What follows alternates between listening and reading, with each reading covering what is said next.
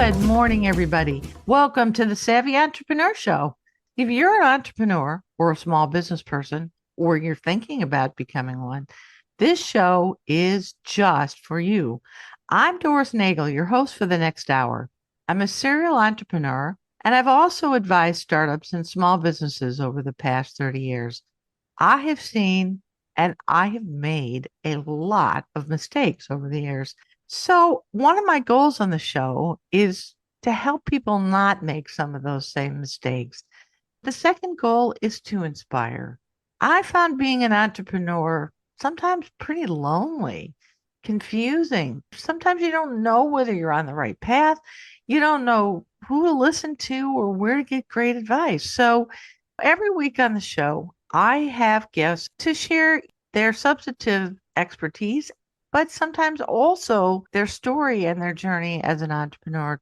My guest this week is Andrea Herran. She is the principal and founder of Focus HR, HR for human resources. If there's an issue that I know lots and lots of small businesses and startups struggle with, it is things related to people and employment.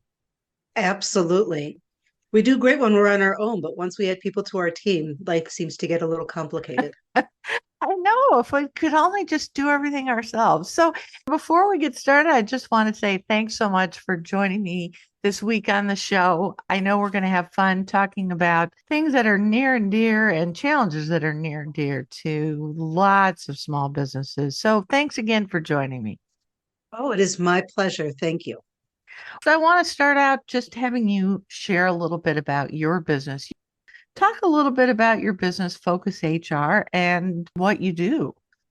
Great. At Focus HR, we say we uncomplicate the people side of business. What we mean is that we really want your team, the people on your team to help you grow and run your business. And it shouldn't be the thing that keeps you up at night. So what we do is we provide that one of three ways to our clients. To start off with, people just have questions that want answers. They don't have bigger issues or bigger plans. We have a helpline where you can call or email your question and we give you answers that will fit your business and your size. So it's much more personal than a Google search. And frankly, a little bit more accurate, much more Huh. accurate. And then we also do projects. I want to do an audit. I need a handbook. I need a performance management system. I need job descriptions. Any like singular piece of HR that you need, we can do that on a project basis as well. And then lastly, we will be the outsourced HR department. We will be part of your team. People will see us as part of your team, and we will handle everything that is HR related for you, obviously with you, but we'll take care of the day to day. And then we work with you on the strategy to make sure that we're aligned and we're moving your company in the direction you wish. Wow, that's great. You've really got a spectrum of services to offer to be able to grow with your clients. So, who are your target clients? We work with companies that typically have less than 100 employees. And I say typically because we do have some that are larger, some where we support their HR function, as an additional resource. But companies with less than 100 employees don't have, need, or want a full-time HR person. Right. And but at the same time, we work with startups, making sure that they get everything in the right track. I am a firm believer that if you get everything set up right at the beginning or when you still have a lower employee count, then as you grow, it's seamless. It's a Uh, lot easier, and you absolutely. don't. Absolutely. You got to, I'm a big believer in building a strong foundation because if you don't have a strong foundation, your house is not very sturdy and doesn't withstand the inevitable blows and tremors and whatever else. I mean, you just need a strong foundation when you're building your business, and that I know that's hard to do, particularly when you're first starting up or you're struggling with cash flow issues. It's really, really, really easy to try to find ways to cut corners. Well, we'll talk more about that. But how did you start it with your business? Why did you start Focus HR? Well, first of all, I come from a family of entrepreneurs. My father was an entrepreneur. My mother always, a teacher, always had a, her side hustle, I guess they call it these days. And my brother's an entrepreneur, and then grandparents and great grandparents and all that. So it's a little bit in my blood. But what got me to actually start Focus HR was I was pregnant with my oldest. This was over 17 years ago. And I decided I did not want to go back to a full time job, but I wanted to have flexibility. I knew I couldn't be a stay at home mom, just not my DNA. And so, new baby, new business somehow made sense. Wow, that's a brave thing to do. Yeah, That's well, a brave thing to do. yeah, it's sometimes being naive is bliss. And I started off small. I just had a couple clients because that's all I wanted because it allowed me to, you know, do part time, work, keep my foot in the arena instead of trying to play catch up later. And then now, after two boys, and now they're in school, and now they're in high school. Um, I I grew my business as they grew, if that makes Wow, sense. what a great story. Why human resources? I mean, how did you become so passionate about that in the first place? I was one of those strange people that knew exactly what I wanted to do when I went to college, believe it or not. Wow, I'm envious. I I know. And still and don't and know. I HR still was don't know it. what I want to do. And yeah, this is a problem. Yeah, it's what it is, around the dinner table, my parents would be talking about their jobs. My father is a manufacturing engineer, so he was a plant manager and things like that before he started his own manufacturing business. And my mother's a teacher. And I would hear stories about how they had to work with people, the way they treated people, the way they were treated by others, and things like that. And I just found human behavior fascinating. Hmm. Just not fascinating enough to be like a therapist, to be sitting on a couch, people sitting on a couch. But so when I went to school, I studied business and psychology because to me that was the best way to do that. Yeah. And so, what do you enjoy most about marrying that passion with your business? I love solving problems. I love, being able to give business owners or the accounting person, CFO, whoever that person is, the ability to focus on what they do best so we can do what we do best and make life easier for them. Yeah. It strikes me that the world of HR has probably changed quite a bit since you started your business. And having spent time in the corporate world, the whole HR profession to me has kind of gotten, I don't want to say short shrift, but maybe has become a little minimalized. Yes. People kind of make fun of the HR function, and yet they keep making mouth noises about employees are our greatest asset. And when you're a startup, if you don't hire the right people, your business can tank, completely tank. So talk about some of those trends. Well, it's I'll tell you, one of the first things that when people ask me if they, they're like, oh, I think I'm interested in HR. And I said, well, first thing, you have to have thick skin because otherwise it's not the profession for you. I was talking to somebody the other day and I'm like, "Ugh, I've been called worse. It Right, doesn't bother right. me. What I have seen over the evolution of HR, and I'm going through my a little bit more than just recently, but my 30 plus years of doing this is we went from being an administrative process function. The really good HR people are sitting at the table. They can talk about the business. Yeah, They can talk about what the business the does. trusted advisor role, right? Oh, absolutely. It's HR is more than just policies and procedures and so forth. It's about really, you can't support a business if you don't understand what the business does and how it does it. Right. To me, that's fundamental. And we do that with all of our clients. It's not just, oh, you need HR. It's like, no, tell me about your business.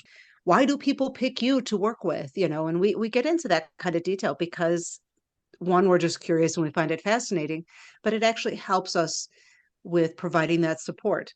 Yeah. Uh, Yeah, And so it's very important, HR has come a long way. And I have to say, with all the issues that the pandemic brought about, the lockdown and working from home and all that, one of the positives, because I always have to find a positive in something, that's just my nature, is it really brought to the forefront the need of people to pay attention to the people that work for them. It absolutely. brought forth the need for having a good culture.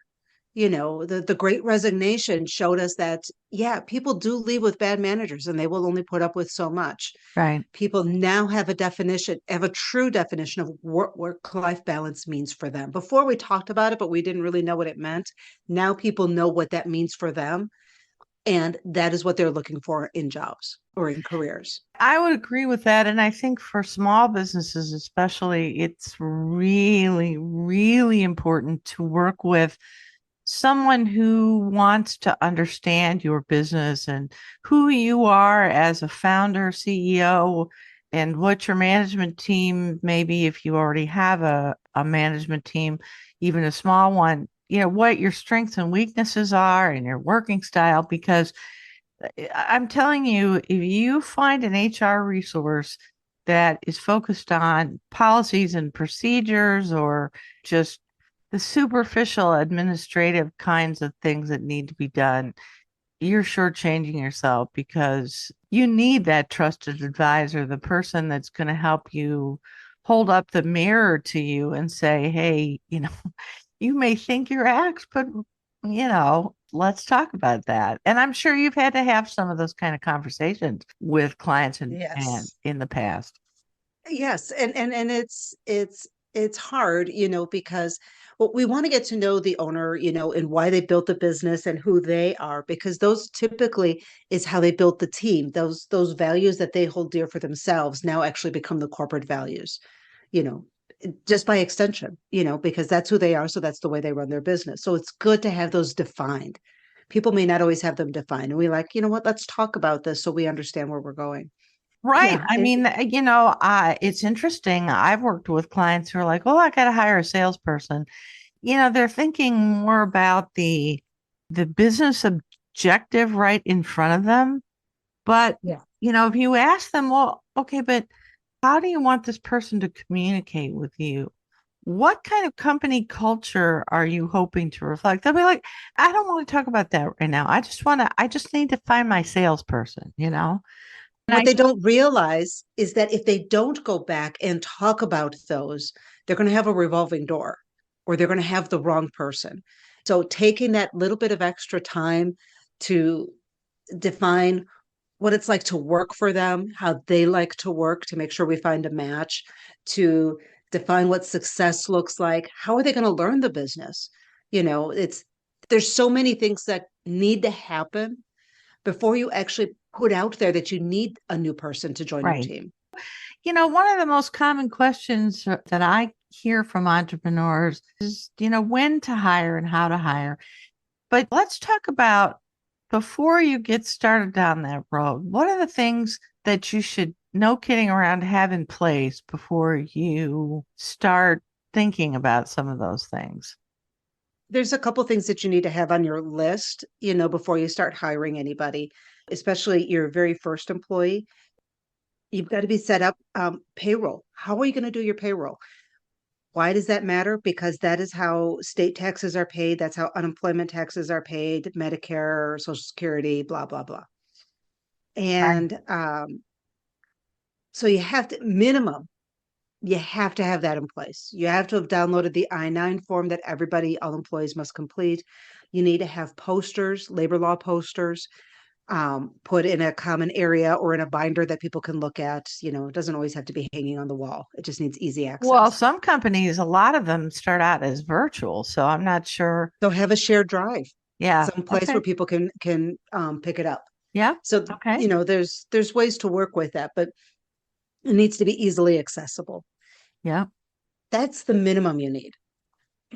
That just gets people paid and somebody in the door.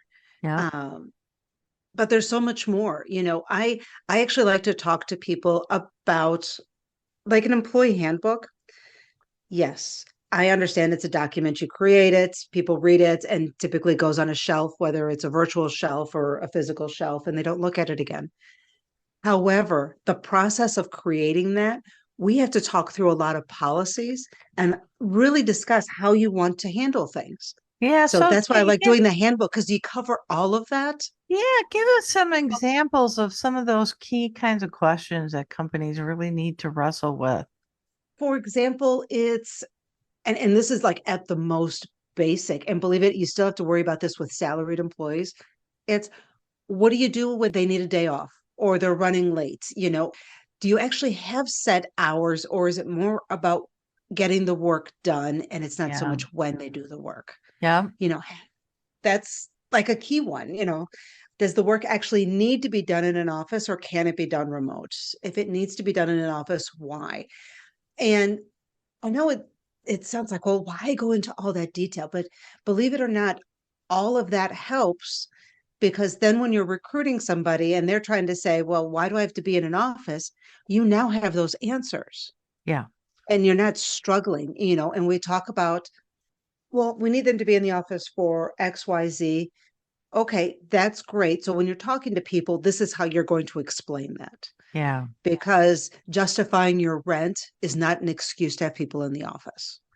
Well, I think what sometimes employers forget is that the fact that you have taken the time to work through some of those issues, and you haven't talked about the benefit issues, but those are ones that your potential employers or employees are going to be pretty interested in, I think, in Oh, terms of their absolutely. compensation package. But, no matter what you do, at least if you work through your position on them, to me, as an employee who's been on the interview side, I respect an employer a lot who's thought about it. I may not like the answer they've come up with, that maybe they don't have much in the way of vacation or they don't have this or that. But, if you can articulate it, to me, it already sets you off on a better foot with potential candidates who are thinking about joining your team.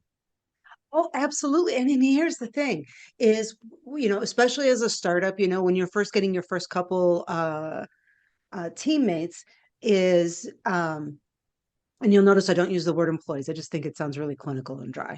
Um, I love so it. when you bring on your teammates or people onto your team, it's if you tell them, hey, you know what, right now I can't offer a lot in as far as benefits, as far as healthcare insurance or 401k. However, I do have that planned when we hit certain um, milestones, whether it's financial ones, other business, depending on your business, whatever that is. So in the meantime, what I can do is I can help you pay for your own healthcare insurance if you need to go out and get it by yourself, or if you have a spouse, or if you have somebody who's young and they're still on their parents' plan, say, um, that'd be great. Yeah. Well, so, you know, I get asked a lot of times with pushback, and I'm sure you've heard it too, with employers, CEOs, founders, the founding management team say, you know, do I really have to have all this kind of stuff in place? And so, what do you tell them? And what can happen if they don't have this in place? You absolutely have to have the legal stuff in place, the payroll and all that kind of stuff set up. Um, as far as the others, do you have to have it in place? Frankly, no. Will your life be more complicated if you don't have it in place? Absolutely. Because, like I said, it goes back to creating that foundation. I like to create that foundation before you have people, because this is what I've seen happen. And let me put it this way is when you don't have all these things figured out, then what happens is you're bringing on people onto your team. You're now saying, okay, well, this person wanted 3 weeks of time off, and then this person just wanted contributions to the health plan. This other person is no, just give me more money. and I'll figure out the rest for myself. Right. You now have disparity, Yep, for sure.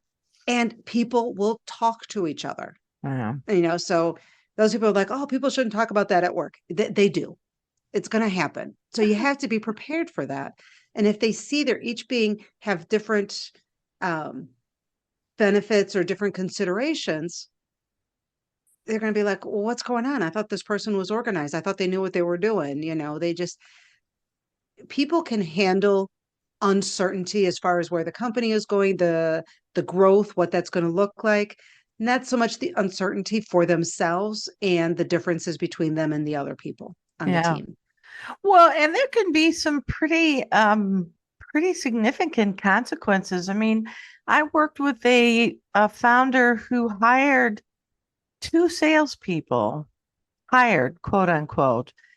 He treated them kind of like a mixture of employees versus contractors. And I mean, he had an employee handbook, but he didn't withhold, didn't do the withholding, and then he ran out of money because they weren't the right people, so they didn't deliver the sales results for him. So he let them go and said, "I don't have any more money," and they both sued him for wrongful termination under their respective state laws. And he ended up having to come up with some of his own money to basically settle the lawsuit. So, you Yeah. know, you need to think this stuff through. It's not just, oh, I think I'm just going to go find a couple of salespeople and I'll figure all this stuff out later. It just, Yeah, you can't wing it. It doesn't work. And the thing is too, is that where people have a tendency to do that is with salespeople.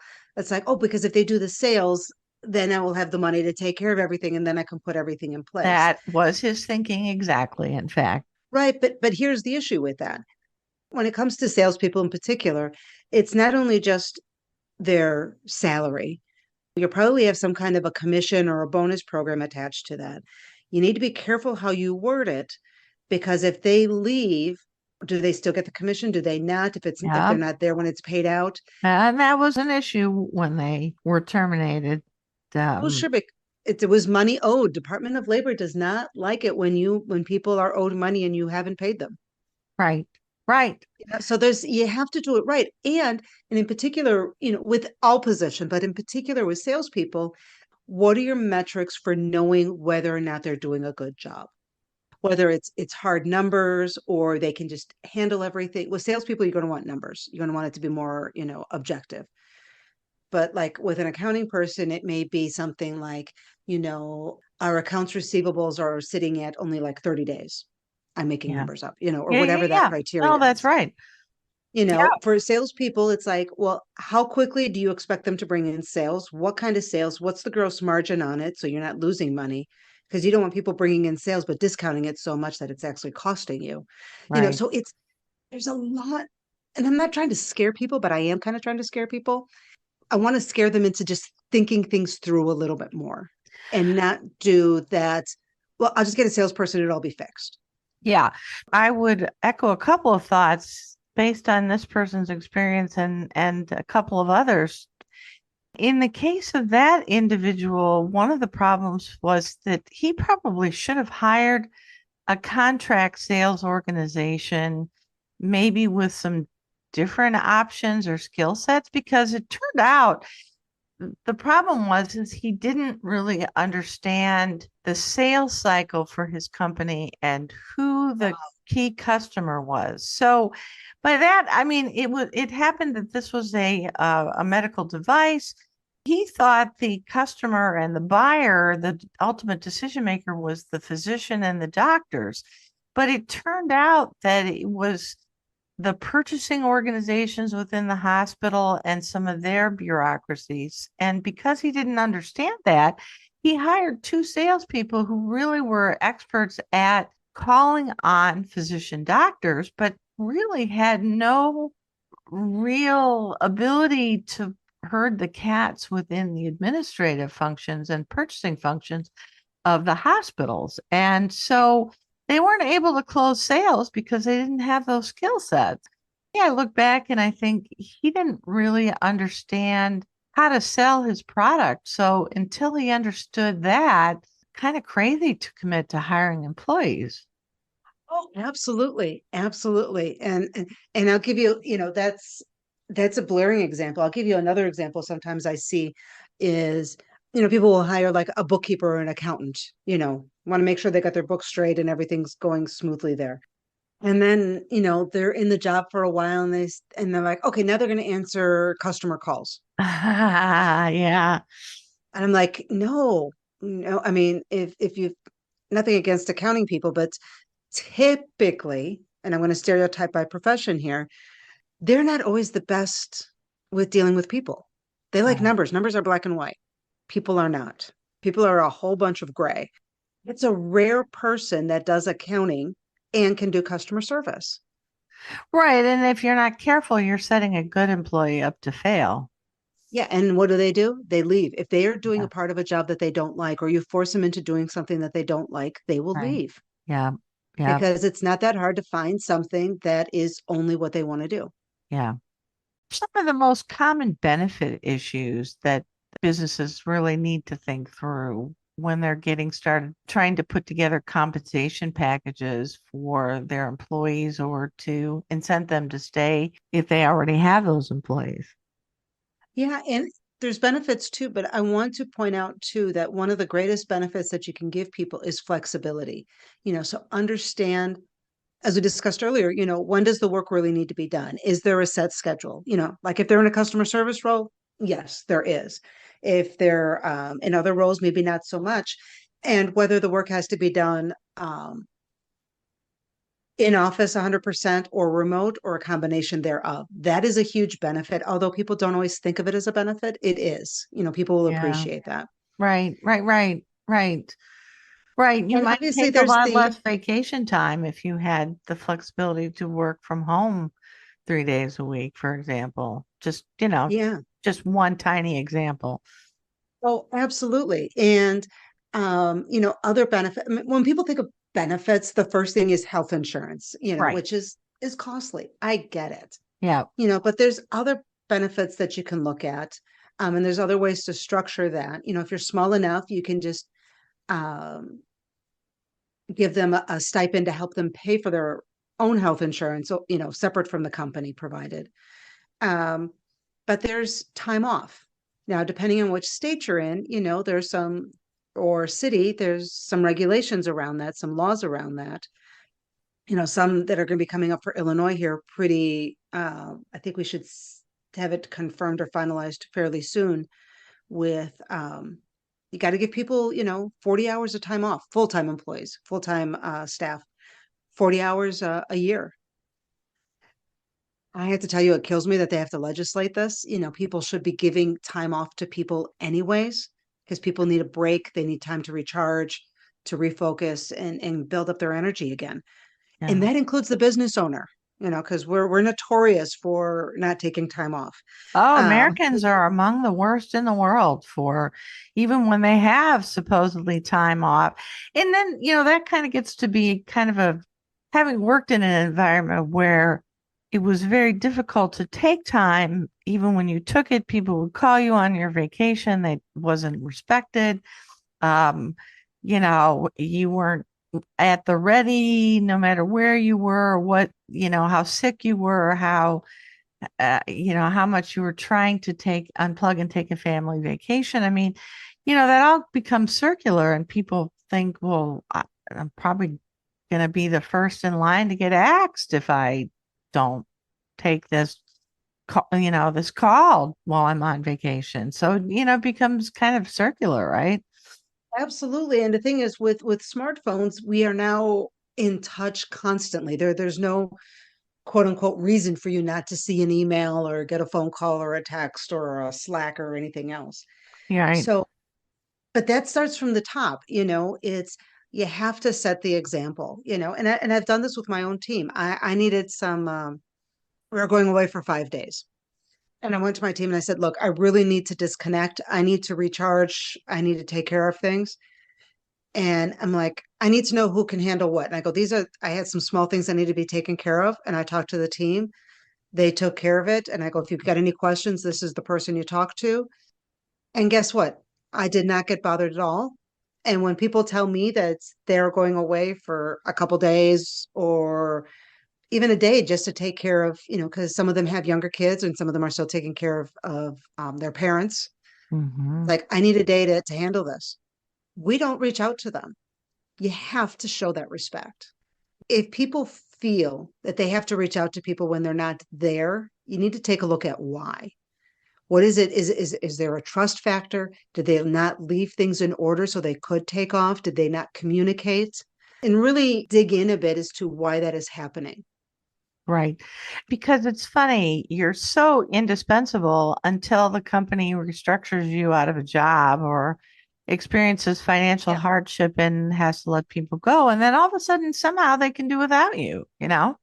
it's amazing, isn't It it? is. It is.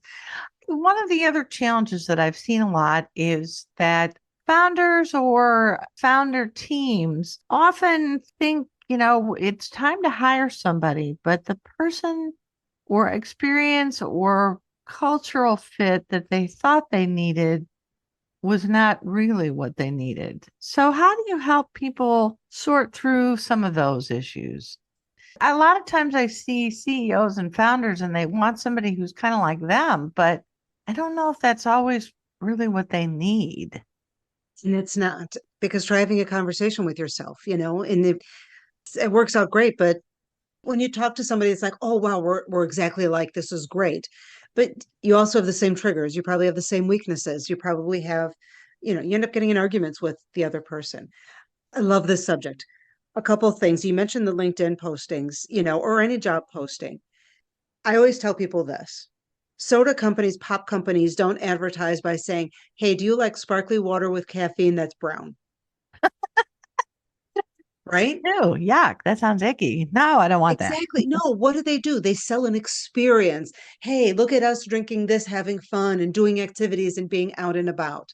So, why we post job descriptions, the internal document that we use to explain to people what their responsibilities are as an advertising for the job makes absolutely no sense to me because it doesn't tell them anything. People read it and go, yeah, I can do it, whatever.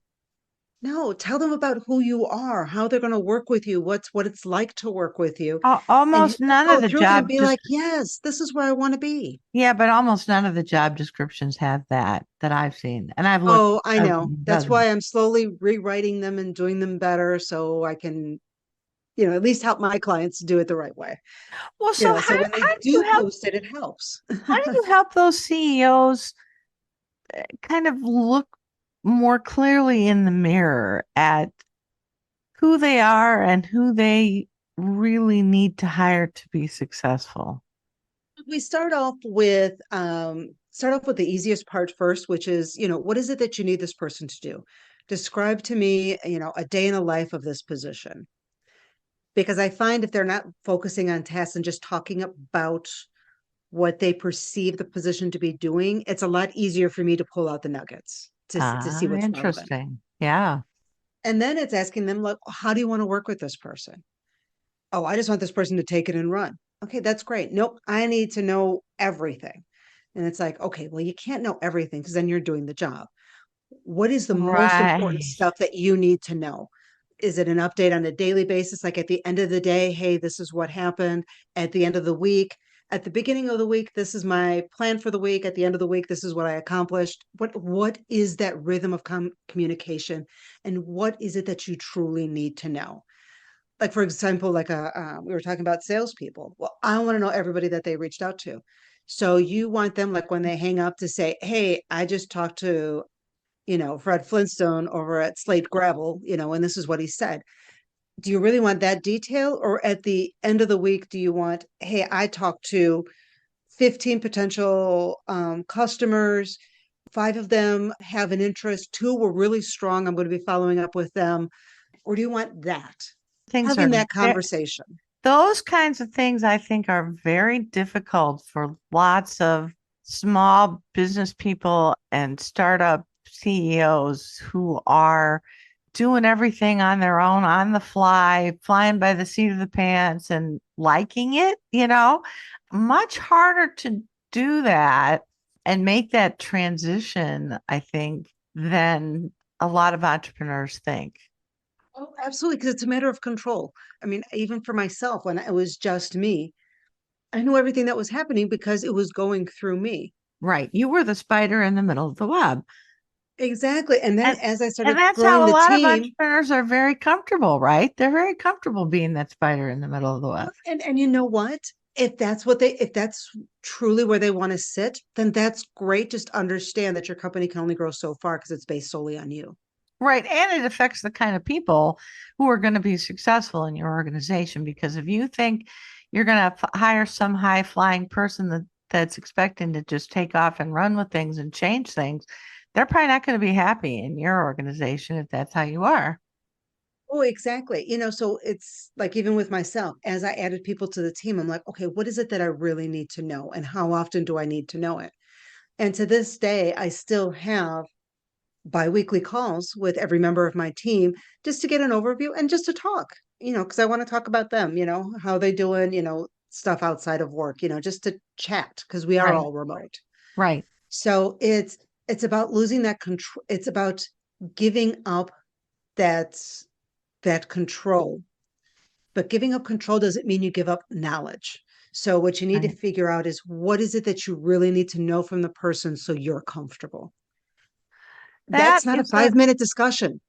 no, and I think if you could probably carve out a very productive business just successfully doing that with lots of companies because a lot of people are just not good at that, particularly entrepreneurs who have an idea and maybe are, a little technically inclined.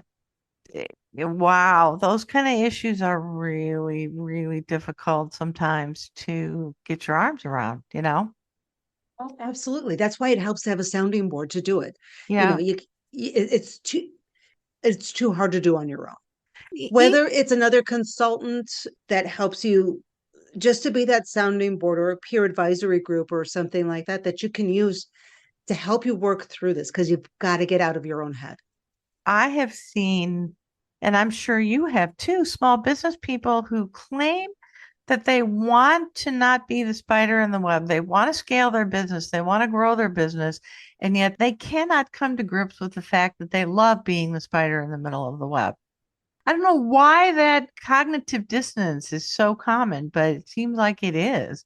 And maybe it's because so many of us have heard in the news, oh, they went IPO, they got venture capital funding, and you have to scale and be able to scale very quickly if you're going to head that route. But, I think when push comes to shove, a lot of small business people, that isn't really what they want. Their business is their baby, and they love having it be their baby. Absolutely. So that's why, the discussion about if you were to pick up something that's easy, if you're going to hire a bookkeeper, what is it that you want to know from that bookkeeper, either on a daily or a weekly basis? I have a client, she's like, I just want to see the checks. When they come in, I just want to see the checks. I don't need to see all the books. I just want to see the checks because in my mind, I can then see where things are. It's like, okay, so she opens up, she looks at the checks, and then she hands them off, and then she's happy. Well, that That's seems okay. That's there's ways to find out what it is that's going to make you comfortable to hand off the responsibilities to somebody else. And it's going to right. be different for every person. Yep. Yep.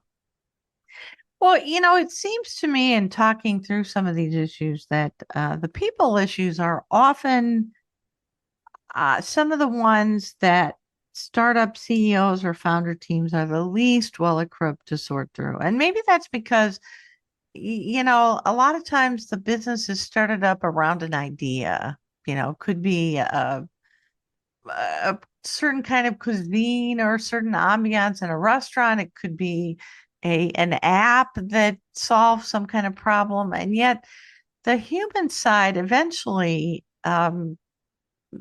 those founder teams need to come to grips with. And you alluded to the fact that you need oftentimes an outside sounding board or mirror to help you really sort through some of those issues. Talk about a little more about what some of those kinds of resources might be and options that people should really think about. there's so many. And the reason you want somebody outside of your organization is, let's say you already have a team of two and you're looking to build it up to three or four, is as the founder, as the CEO, whatever title it is that you have, people will be honest with you, but only to a point, because they're very well aware that you control their job. Yeah. You're in control of their career. So it's not that they don't want to be, but it's always this little voice in the back of their head going, you know what, you're talking to the owner, and they can make your life easier or more difficult if they don't like what if based on what you say. Yeah. So that's why there's outside. There's consultants like you, like me. There's small business at the community colleges. They have those small business programs. Oh, yeah. Small business development centers Yeah, they have through the those. SBA. Yeah. Yeah, there's those. If you're networking, like I know some chambers have, they will help pair you up with somebody that will help you do it. Score. There's another one. Score. Chambers will can help pair you up with maybe with somebody in the chamber that will help you with a little bit of advice, up to a certain point. Talk to What, family, friends, don't be afraid to talk about it, what talk about about these people. mentor groups? Do those help? Sometimes Yes, people, I think they do. I know I'm in one. I recently joined one, which has been very helpful to me because there are people that don't know you. You have to explain yourself. And then when you ah, hear yourself say that out loud, you're like, oh, ooh, that's do I out of really do dumb. that? Or or it's like, oh, wow, maybe I shouldn't do that. Or wow, I sound really arrogant because I sound really like I know, everything. What about other resources? Are there good organizations or books or newsletters or things like that that people Yeah, might there's tap into? definitely, yeah, there's, oh my gosh, there's like so much. Like I know, like for HR issues, people issues, I do a blog. So we hit on different topics. Books, oh, there's so many of them. Like if you're part of your issue is, or part of your concern is being able to have um, conversations with people that may not be the easiest for the other person to receive. There's a book called, not Candid Conversations, but something similar to that. I can include when I do the blog version of our interview links to a couple of really good resources that you Yeah. can recommend. How's Oh, that? absolutely. Yeah, that sounds great. Talk about some of the most common mistakes you've seen over the years and your advice on how to help people avoid some of those teammate related mistakes that are pretty common. Biggest one that I see is that owners expect everybody else to treat the business as if it was their business. Oh, I that's want them to think like the interesting. owner. I'm sorry. I hate to be the bearer of bad news. It's not going to happen. There If was even a book, a business book I read not that long ago about how that's how you knew somebody was going to be a real go-getter in your company is they treated the company just like it was their own. Yeah, they'll do, but it's not, you're not going to have everybody like that. When you do find that person, hold on for dear life because they're going to be great for you. But understand that for many people, it is a job. So make it a place where they want to work and they want to come to every day. So if they need further training, help them with that. If they need development, help them with that. If they need course correction, help them with that.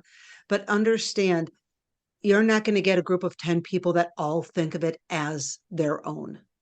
And I don't even know if you really want that. I mean, I was reading not that long ago, somebody was making an argument that you don't really want all of your employees to be rock stars. You need a certain number of people who are, frankly, just really happy doing the job they're good at. Do you believe Absolutely. that? Absolutely. And I see this. It's like, oh, but I want to promote, Wilma into this new position. And my first question is, does she want it? Because some people, it's like, hey, look, I am comfortable being the account rep. I'm comfortable being the bookkeeper. I am comfortable, doing this. You can't have everybody wanting to reach the top. You're a small business. It doesn't work that way. So what you Mhm. need is that when you are looking at who's in your team, how does everybody complement each other? What is everybody's strengths and weaknesses? And is somebody's weakness somebody else's strength? So you can fill the gaps that way. Great advice. Any other final parting words before we let you go today? What are suggestions for small business people and startups? My biggest thing with, when you have your team and you have people in place, whether it's they're outside consultants or they're people that actually, work for you on your payroll, and whether it's one or five or more, I always tell people follow the platinum rule. Treat others the way they wish to be treated. And what I mean by that is some people want to be given all the details before they start working. They want a checklist of all the steps. And others you can give them the end goal and they will figure out the middle. Some people want to talk over the phone. Some people are going to want to only text or message. Some people are, comfortable with email. Understand what each person's preferences are and work with them in the way that they are comfortable. Because remember, as a leader, you need to adjust to your people, not the other way around. Very interesting. I think that may be true in established businesses, but for startups, that may be difficult messages to hear because I think what that requires is they may have a vision in their head about the kind of company they want to build and the people they want around them, but it doesn't always work out quite like a utopia like that. And so just be prepared for that, right? Yeah, you have to have that flexibility. People aren't machines. They all come with their own little quirks and the way they like to do things. And yeah, it is hard to hear because, back in the day, if you want to go back to the 50s, 60s, 70s, everybody had to adjust to the leader. That is just not the case anymore. The leader needs to adjust to each person. And I'll even tell people, and I go, have a sticky note with each person's name and the way they want to be given information. So you don't have to like memorize it. You can just refer to it going, okay, I need to talk to Barney. And Barney just likes big picture ideas and give it to him in an email. That is truly thought provoking. And quite honestly, a seismic change in the way that businesses historically have managed their teammates, as you say, and dealt with teammate issues. So thanks for that. Andrea, one last question before we wrap up today, and that is tell people how they can reach you if they're interested in learning more about Focus HR services or maybe reaching you to discuss something that might have sparked their interest today. Fantastic. Happy to. I have a website, focushr.biz. That's biz. Or you can reach me via email at Andrea, Andrea, at focushr.biz. Or give me a call, 773-531-8199. Always happy to talk.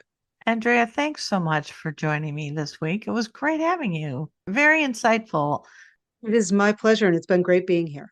Folks, that's our show for this week. Thanks so much for listening from Focus HR, talking about all things human resource and coworker, teammate related, which is a source of a lot of questions and challenges for small businesses and startups.